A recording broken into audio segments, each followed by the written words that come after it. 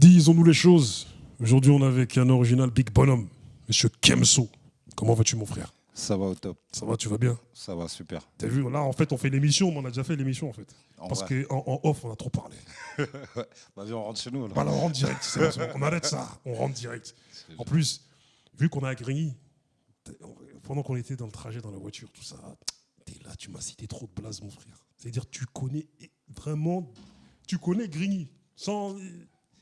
Ouais, c'est... Voilà, tu connais plein de mecs de Grigny et les mecs de Grigny voilà. C'est une époque, Grigny, Grigny, c'est une époque, tu vois. Déjà, les mecs, ils ont toujours bougé. Et c'est... Ouais, Grigny, c'est une époque. Grigny, Évry, Corbeil, tout ça, tu vois. C'est une époque de notre vie aussi où on était souvent dans le coin. Ouais, c'est ça. Attends, on va pas rentrer dans trop de détails. Je vois que tu souris parce que Joe, il y a des blagues qu'on peut pas sortir là. On va juste dire Missa, Tinozei. Voilà, parce que c'est des blagues qu'on peut dire là, mais les autres, impossible. Non, on dit pas ça. Ils savent de toute façon. L'homme fort. On peut dire que quelque part, tu as vu, tu as un parcours, voilà. Tu as ton parcours. Tu vois, ton parcours où tu t'es forgé, qui a fait que tu es l'homme aujourd'hui qui, aujourd'hui, est acteur dans la série Guyane. Tu vois, la série qui est produite, enfin, réalisée ou produite par Canal+, dans lequel tu joues le rôle de qui déjà? Rappelle-moi le nom. Goldman. Goldman, voilà. Que j'ai regardé la première saison, j'ai fait, hey Joe, le Renault, il est trop chou, là. Tu vois. Et après, j'en ai parlé avec des bougs, ils m'ont dit, mes frères, c'est un mec de KMSO. J'ai dit, mais Joe, j'ai entendu rapper à l'époque, ok, c'est lui. Ah. Mais je suis dans la 2, moi. Excuse-moi. Non, j'ai regardé. Non, en vérité, non, j'ai regardé. La 1, c'est Louis. Non, en vérité, j'ai regardé 2 saisons. En vérité, hein, j'ai regardé 2 saisons. Je mens pas, hein, parce que toi, tu vas te dire, ah non, mais elle a l'air de me blaguer. Non, j'ai regardé 2 saisons. Là. Parce que j'étais vu, mon frère. Donc, j'ai regardé les 2 saisons. Et je t'ai vu. Et pour dire que je t'ai vu, à un moment donné, il y a une voiture. T'es là, t'es avec le boug, vous allez faire le parcours là-bas là, pour chercher l'or. Tu sors de la voiture, tu bombardes un mec. J'ai fait, mais il est trop chaud le mec. Donc j'ai vu la saison, voilà. Ok. Du coup, avant qu'on en vienne à tout ça, comme je disais, mon frère, t'as un parcours. C'est-à-dire qu'à un moment donné, j'aime pas trop dire ça, mais récemment, j'ai vu une émission qui m'a fait trop mal au cœur. Ça s'appelle Les enfants sacrifiés de la République, tu vois. C'est passé sur France 3 et il parlait un peu des enfants qui passent dans les foyers, qui sont passés dans les foyers et tous les sévices qui subissaient là-bas, dont la pédophilie, dont les coups, dont le fait qu'ils habitent dans des familles d'accueil et qu'en fait, carrément, quelque part, c'est comme si on avait juste à former une association et comment dire, et avoir les agréments qu'il faut et demander de l'argent à l'État. Et on sait qu'on sera contrôlé tous les 26 ans. Donc des grosses carottes d'argent et les enfants, on ne s'occupe pas bien d'eux. Et je ne dis pas que c'est généralisé, mais je dis que c'est ce que ça a relevé. Toi, tu es passé un peu par ce parcours-là. J'ai eu cette malchance J'ai eu cette malchance-là, en vrai, d'être en famille d'accueil, d'être en foyer. Parce que voilà, justement, je suis d'une époque des années 80 où à l'époque, quand les parents ils venaient, dès que tu avais une petite galère, en vrai, ils disaient ouais, on va te prendre tes enfants. Le temps que tu améliores ta situation, tout ça. Et puis en vrai, il y a toujours un truc qui fait que pour eux, la situation elle est jamais améliorée, tu vois. Donc ça fait qu'après, tu grandis dans les rouages du système. Et en fait, d'entrée, en fait, tu es dans le système. Tu vois, tu es déjà dans des bandes de données, tu es déjà dans... Tu vois, tu es là, tu es dans le truc, quoi. Et à un moment donné, tu as été renvoyé dans ta famille en Guyane, me semble-t-il. Non, j'avais la chance, justement, par rapport à la structure, donc des fois, d'y aller en vacances. Et un jour, quand je commençais à devenir un petit peu trop... Zigzag. Voilà, ils ont voulu me renvoyer en Guyane, tu vois. Et tu sais, c'était un peu comme à l'époque où Daron, il dit, Daron, il dit, allez, vas-y, tu vas rentrer au Mali, tu fais trop de conneries, tu vois. Et moi, vas-y, tu vois, j'ai ma vie, j'ai mes potes, je suis en France, je suis ici, je suis au quartier, je suis... Vas-y, frère, vous voulez m'envoyer en Guyane, je connais pas la Guyane, tu vois, j'y allais en vacances, mais j'étais dans un coin de la Guyane, tu vois, dans la ville, quoi. Donc, je me suis sauvé. Donc tu t'es sauvé de ta famille là-bas en Guyane? Non, je me suis sauvé, ça veut dire ici. D'ici. Okay. Ça veut dire d'ici. Ils m'ont dit, ils ont commencé à vouloir me tendre des pièges justement pour m'envoyer, genre tu vas en vacances. Et en vrai, ils voulaient me bloquer là-bas, tu vois. Okay. Et je me suis sauvé pour pas... Voilà. Parce que j'avais pas envie d'y aller, en fait. Et à un moment donné de ta vie, voilà, tu as connu un peu le monde carcéral, comme on dit. Et il me semble que tu l'as connu aussi en Guyane, me semble-t-il. Ouais. Dis-moi un petit peu. C'est comme je te dis, en fait, tu vois, c'est le système. Ça veut dire que dans ce système-là, d'abord, tu es en foyer, tu es en famille d'accueil, tu es en foyer. À un moment, on ne peut plus rien pour toi, en vrai. Ça veut dire que si tu n'es pas rentré dans... Tu vois, on va dire, vas-y, tu es dans une famille d'accueil de Bretagne, par exemple. Et en vrai, l'éducation que tu vas avoir, c'est l'éducation d'un Breton. Ça veut dire qu'à la fin, en vrai, quand tu grandis, après, tu es un Breton, en vrai. Tu vois. Et là, pour eux, c'est une réussite. Toi, tu as connu le délire où tu vas dans une famille de Bretons, tu es le seul Renoir et c'était. On en rigole, mais sur le coup, tu as dû te sentir mal, tu vois, tu as dû connaître une espèce de racisme ou même des regards. Allez, tu vas demander à n'importe qui, tu vois, même des Renois en couple avec des blanches, tout ça, tu vas leur demander, tu dis juste le repas du dimanche. Comme Orelsan, là, son repas là, dont il parle dans une. Tu vois, Orelsan, ce qu'il dit dans son truc, ça veut dire, imagine ça, maintenant avec un petit Renoir dans un coin de la table, tu vois, et et vas-y, tu vas avoir, tiens, lui, il est de Caen, vas-y, tu vas avoir l'autre qui est derrière Caen. Tu vois, un oncle ou je sais pas qui, tu vois, qui va venir et lui, il va t'envoyer, tu sais, des petites blagues. Ah, tiens, tu sais manger avec une fourchette. Tu vois, mais vas-y, toi, t'as 7 piges, t'as 8 piges, tu vois, je veux dire, c'est... Et voilà, et après, en fait, tu vois, t'es dans ce système-là. Et à partir du moment où tu suis pas ce que eux, ils veulent t'inculquer, t'imposer, ben, tu passes à l'autre système. Et l'autre système, c'est le carcéral, tu vois. Et dans le carcéral, toi, tu as fait preuve d'intelligence, c'est-à-dire que tu t'es renseigné sur les lois. Tu as été de ceux qui se sont instruits un peu à la Malcolm X à l'époque, là, tu vois. C'est-à-dire, je m'instruis là-bas. J'ai même eu mon bac, tout. Voilà, exactement, c'est ça. Ouais. Et de ce fait, voilà, tu as eu ton bac. Et de ce fait, quand t'en es sorti, tu as eu un parcours, on va dire, en mode, tu t'es dit, bon, c'est quoi, je suis intéressé par tout ce qui est théâtre, toutes ces choses-là, c'est ça Non, le théâtre... C'est arrivé avant, pendant, là-bas, dis-moi. Non, le théâtre, justement, voilà, le théâtre, c'est arrivé pendant. Ça veut dire j'étais incarcéré à Villepinte. Ouais, j'étais incarcéré à Villepinte.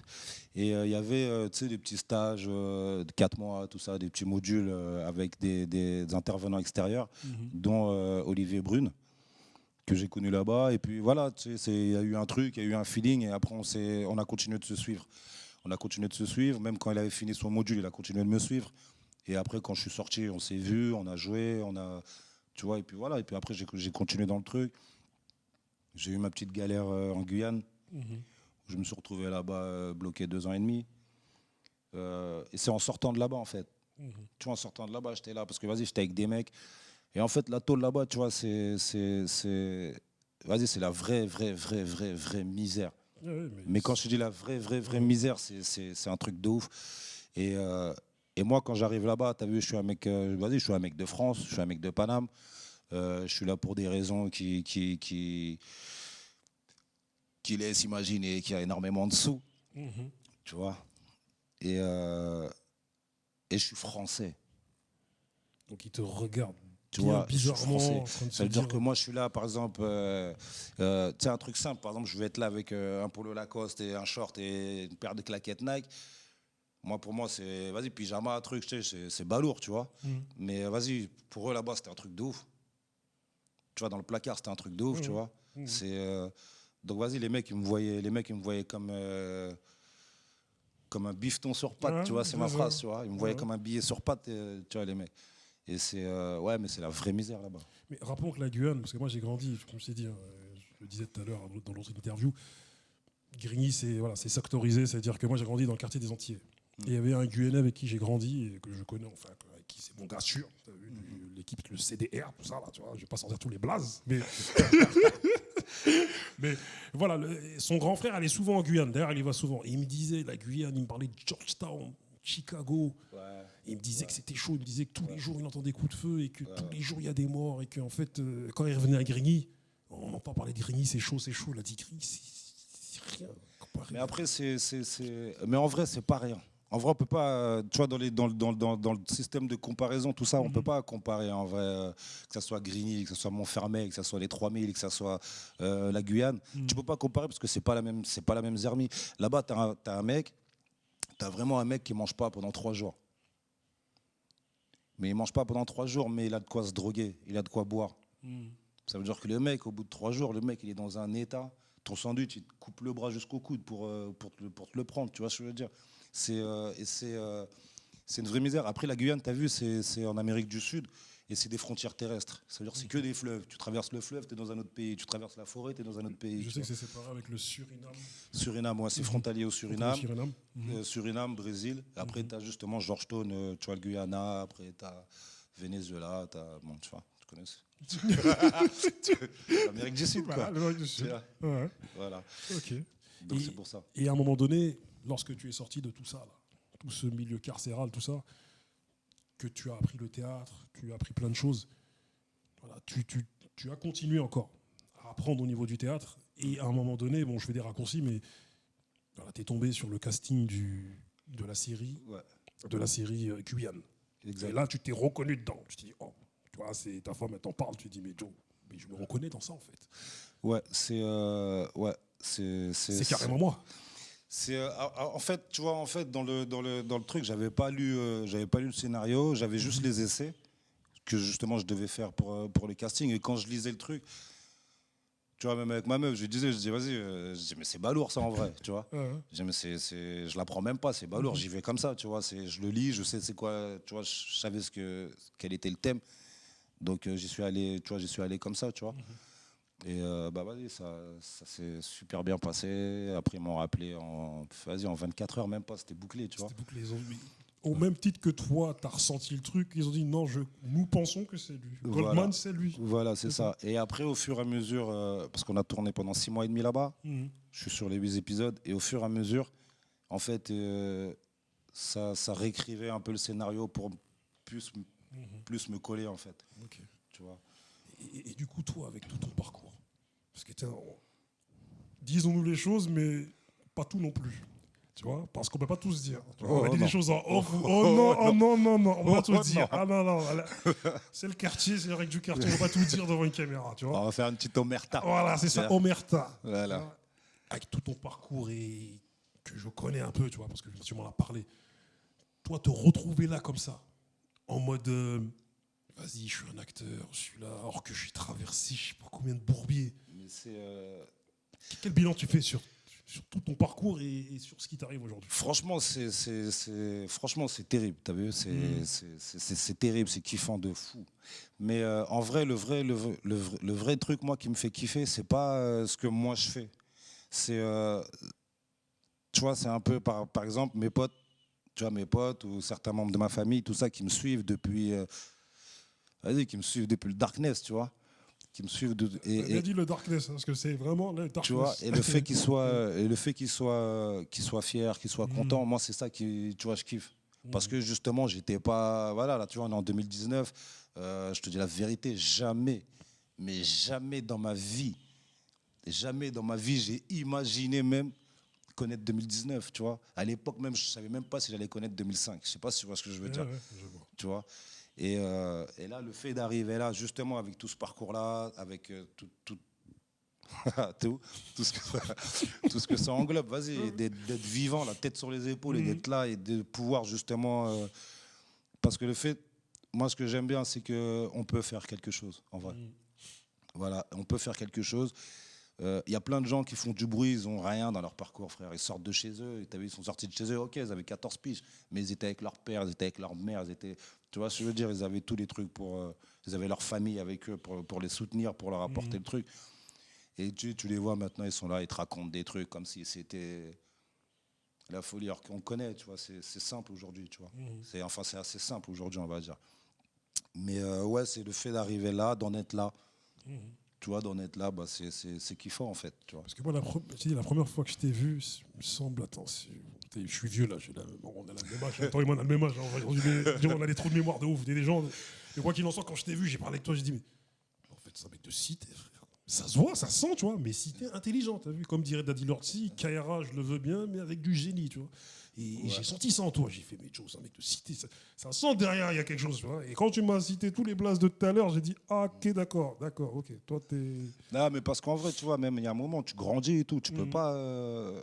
Tu vois, je sais pas, tu grandis, tu peux pas toujours. Déjà, tu peux pas faire les mêmes choses que, tu vois, à 20 piges, à 15 piges, à 20 piges, à 30 piges, tu peux pas faire les mêmes choses déjà. Tu vois, après, il y a un moment, tu as vu, entre guillemets, on va dire, tu te rends à l'évidence. Tu sais, vas-y frère, t'es pas multimillionnaire, t'es pas, tu vois ce que je veux dire, t'es pas El Chapo, tu vois ce que je veux dire. Bah, Ouais.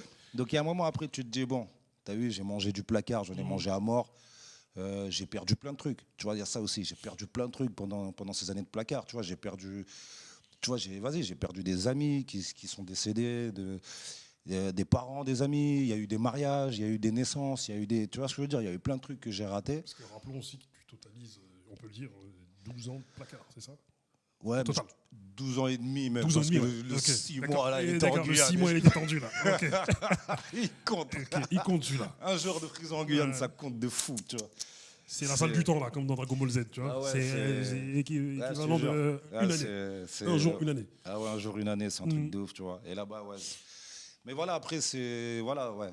Et au jour d'aujourd'hui, vas-y, il m'arrive, je sais pas, il m'arrive un truc, je suis. Vas-y, c'est fini, j'ai plus de vie, tu vois. Ils vont me faire sortir à quel âge? À 50 piges. Tu vois, vas-y, j'ai plus de vie. Et là, justement, là, ce que je commence à vivre, parce qu'on est encore on est encore en tout début de ce nouveau truc, ça me plaît. Ça me plaît. Donc tu as trouvé un sens, tu as trouvé une voie là. Voilà. Mm. Voilà. Et en même temps, j'espère que ça peut donner ou ça peut motiver d'autres personnes. Mhm. Parce qu'on est plein en vrai à avoir quelque chose, mais il faut le trouver en vrai. Ah, On a c'est tous ça. quelque chose, tu vois. Mhm. Après, il faut le trouver. Et j'espère que le fait justement de mon parcours et même des gens qui me connaissent et qui ont peut-être petite envie de faire du théâtre. Moi, je le vois, j'ai plein de potes maintenant qui me disent ah, vas-y, gros, vas-y, s'il y a un rôle, s'il y a un truc, Vas-y, fais appelle-moi, tourner. fais tes gros. Tu vois Ouais, ce que je veux dire? c'est Et des mecs, c'est des rappel. grosses kairas, tu vois. Ouais. C'est des grosses kairas en vrai. Et donc voilà, ça, moi, j'aime bien aussi.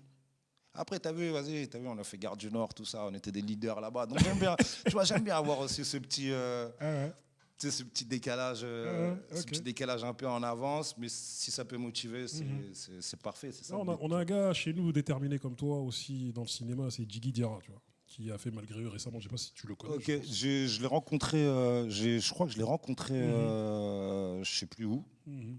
mais dans un truc, je crois que je l'ai rencontré samedi, quelque chose en tout cas, son Voilà, nom. Jiggy Ouais. Diarra, un enfant de Grigny et tout ce qui va avec.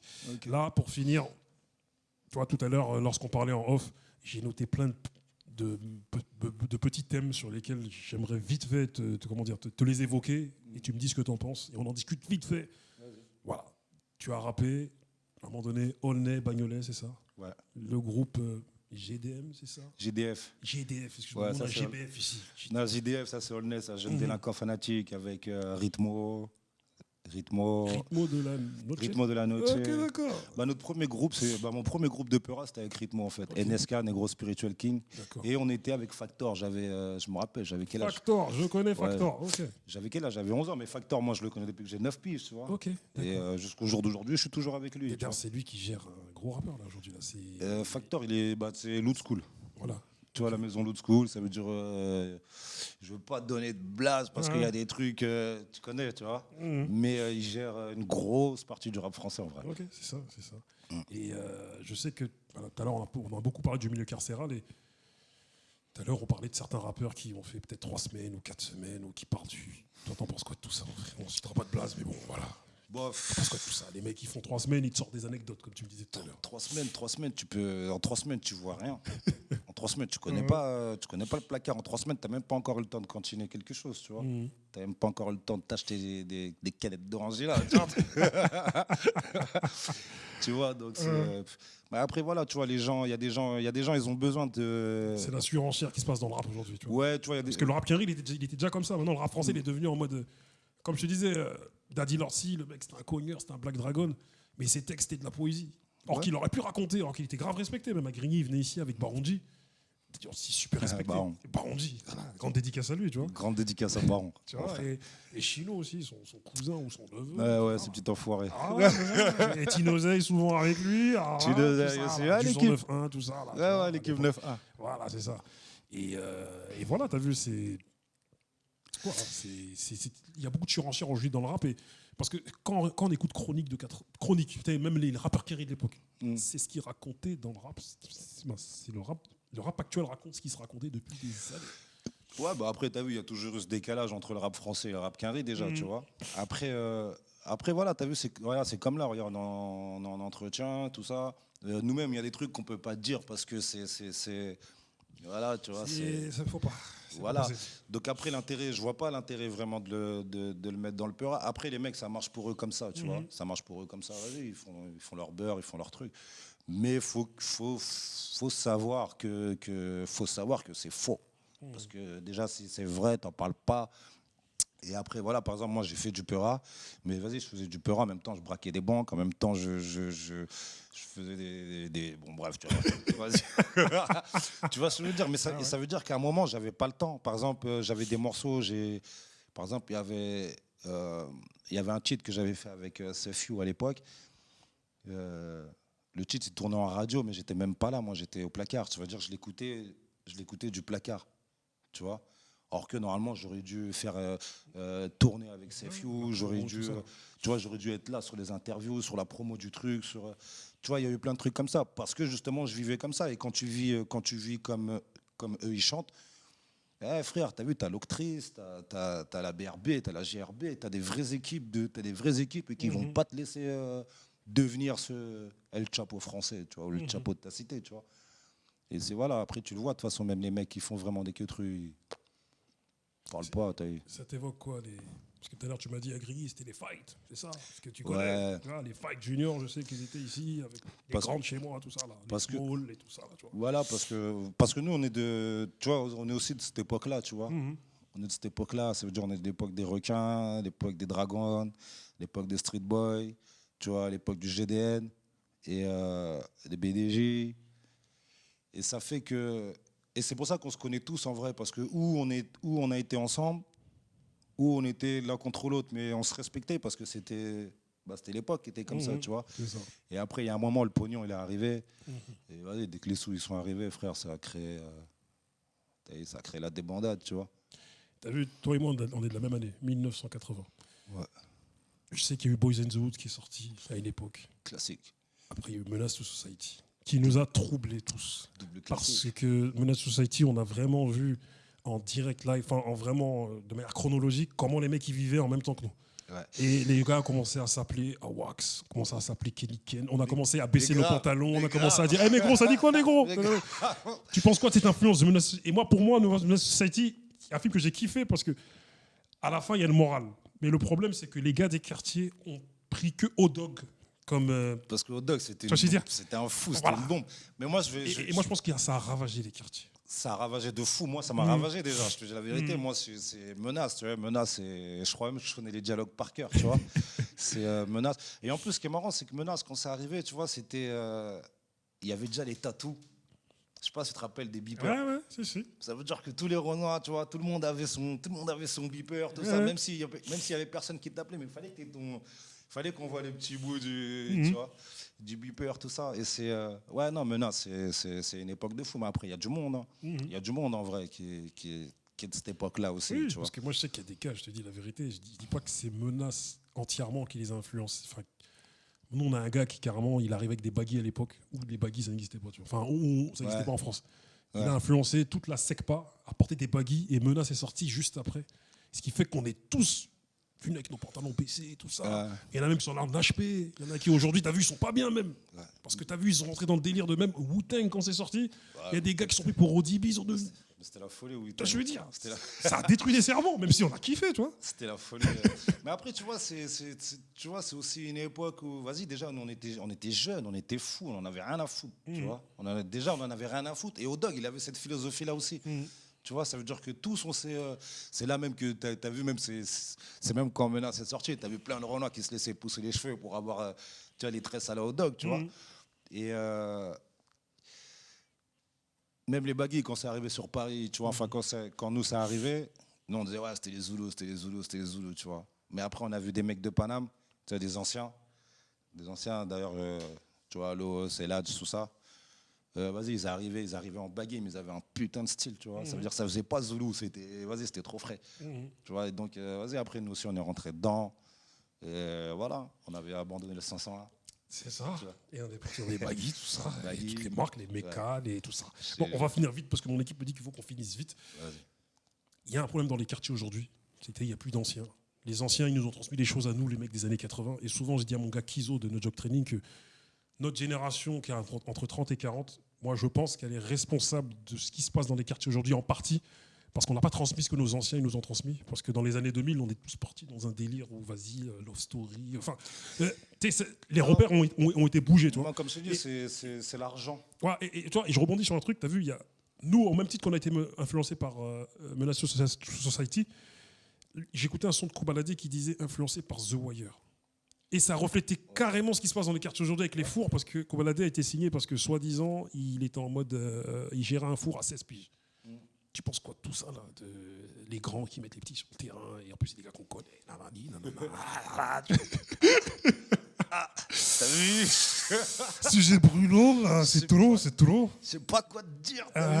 Non, après, après, voilà, comme je t'ai dit, t'as vu, aujourd'hui, on vit dans une société où il faut des sous. Si t'as pas de sous, t'es personne. Si t'as pas de sous, t'es personne, t'es nulle part, t'es rien.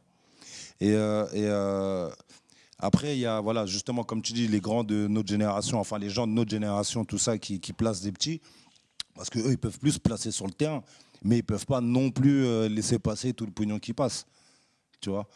Donc ils sont là. Après, le petit Kobalade qui soit sur The Wire, c'est logique. D'ailleurs, pour son jeune âge, c'est bien qu'il connaisse The Wire, tu vois. Mais après, le problème, c'est que The Wire aussi a ravagé les quartiers parce que tu as vu, ça a appris, tu as vu avec, comment il s'appelle, Idriss Elba, tu as vu, il est parti faire des études. C'est dans la série, en tout cas, il explique comment on gère la drogue et les coins de rue, et de manière technique, tu vois. Et aujourd'hui, tu vois, les quartiers, c'est géré comme ça. Ouais. Il y avait dans le 9-4, tous les mecs, ils étaient déjà gérés comme ça, tu vois. 2001 Zoo, tout ça, tous les trucs. Mais nous, le 9-1, c'était pas comme ça, en vérité, à l'époque. Si tu te rappelles, à l'époque, c'était où? C'était dans le 9-2, tu vois, Gennevilliers, tout ça, les Asnières, tout ça, les mecs, ils étaient déjà organisés de fou. T'avais le mec qui faisait le pu avec sa cagoule, t'avais des trucs, mais je te parle de ça, c'était en 95, tu vois ce que je veux dire. Et c'est, en vrai, il y a toujours eu ce petit truc-là. C'est juste qu'aujourd'hui, comme le business il a un peu changé de main, et que maintenant les jeunes, tu vois, avant t'attendais des trucs. Maintenant les jeunes, ils vont les chercher eux-mêmes. Tu vois, les petits vont chercher eux-mêmes leurs trucs, ils gèrent leurs trucs, ils font leurs trucs, et ils n'ont plus réellement besoin. Et quel conseil tu vas prendre d'un grand qui n'a pas réussi? Donc tu es de ceux qui pensent qu'à un moment donné, la réussite est plus parlante? Parce qu'il y a un moment, il faut que... Tu vois, moi, je prends un exemple. Par exemple, ma ville, les petits de chez moi, rapidement. Les petits de chez moi, ils m'ont toujours respecté. Quand ils ont eu leur crise d'adolescent, j'étais pas là, j'étais au placard. Mais quand je reviens, ils me respectent toujours. Tu vois, aujourd'hui, ils connaissent mon parcours, tout ça. Les petits eux-mêmes, ils sont là, ils mangent, ils font leurs trucs, tout ça, tu vois. Et voilà, le mec, il rentre chez lui, il me voit dans sa télé, tu vois, sur Canal+, tout ça. Quand moi, je vais lui parler, il peut m'écouter. Parce qu'il a vu quelque chose qui, tu vois, genre, ouais, j'avoue qu'Emso, avant, il était comme ça, comme ci, comme ça. Maintenant, il fait ça, c'est ça, tu vois. Et c'est quelque chose que, tu as vu, tout le monde veut un peu sa petite heure de gloire, son petit truc, tu vois. Et donc, je peux lui parler. Je peux m'asseoir avec lui et puis, vas-y, on parle de tout, de rien. Et tu vois, il va m'écouter. Mais tu vois un mec qui arrive, parce que moi-même, ça aurait été pareil. Tu vois un mec qui arrive, vas-y frère, il est encore chez ses remparts ou il est encore... Mais est-ce que la réussite, ça peut pas être aussi le fait que, pas forcément une réussite comme la tienne qui est en lumière, mais une réussite en mode j'ai un travail lambda, on va dire entre guillemets, Ouais. Je paye mes factures, j'ai des enfants, et vas-y, le type, je viens de parler. Ouais. Est-ce que ça peut pas être aussi... est-ce que la réussite n'est pas ça aussi? Bien sûr, mais est-ce que le petit va t'écouter? C'est ça que je te dis. Parce qu'aujourd'hui, les gens, regarde, tu vois, c'est comme tu disais, tu vois, aujourd'hui, tu regardes les réseaux sociaux, tu regardes les émissions de télé, tu regardes les trucs, c'est que du paraître, c'est que du... Tu vois, les gens, ils sont prêts à tout. Ils sont prêts à tout maintenant pour être connus. Tu vois, ils sont vraiment prêts à tout pour être connus. Ça veut dire que toi, tu vas avoir un mec, en gros, qui est comme ton rep.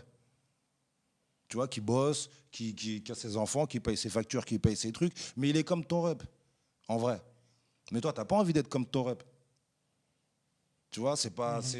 Et quand je dis ça, c'est pas en mal, tu vois, mais c'est vas-y, tu peux... Ça veut dire t'es chez toi, tu vois ton rep, il rentre du taf, il est KO, il a mal au dos, il a ci, il a ça. Tu vois, je veux dire, à tous ces trucs-là, t'as pas envie de vivre ça. Oui, c'est clair qu'après, aujourd'hui, ce qu'on pourrait appeler la réussite, c'est le fait de pas être dans la continuité des travails pénibles de nos parents, Exact. mais être dans des tafs où, à un moment donné, soit tu es entrepreneur, ou même si tu fais un taf où c'est pas forcément un travail pénible, mais un taf qui n'est pas pénible en vérité, tu vois. Ouais, mais il faut que tu fasses quelque... Après, tu fasses quelque chose de ta vie et que tu sois honorable.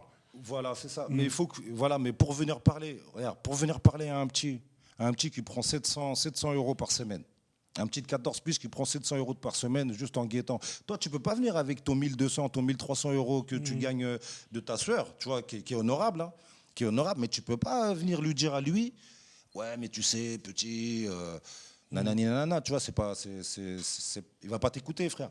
Il va pas t'écouter. En 2 jours, il a ton salaire. Comment tu veux qu'il t'écoute? Faudrait que ça change. Faudrait que ça change, mais ça va changer avec les gens qui bougent. Avec toi, Bravus aussi, avec, tu vois, Fez qui a ouvert son Cap and Show, tu vois, tous les gens tu vois, John Groomer, tous ces gens-là, ça motive. Parce que tu vois que c'est des mecs qui arrivent du bas de la tour et qui sont en train de gravir les échelons et qui créent des choses, qui créent des choses honorables, tu vois. Sur ces mots, on va finir, car mon équipe, là, ils m'ont menacé là, tu vois, parce qu'on a d'autres choses à se dire, mais on se reverra. Et ces autres choses, on va se les dire.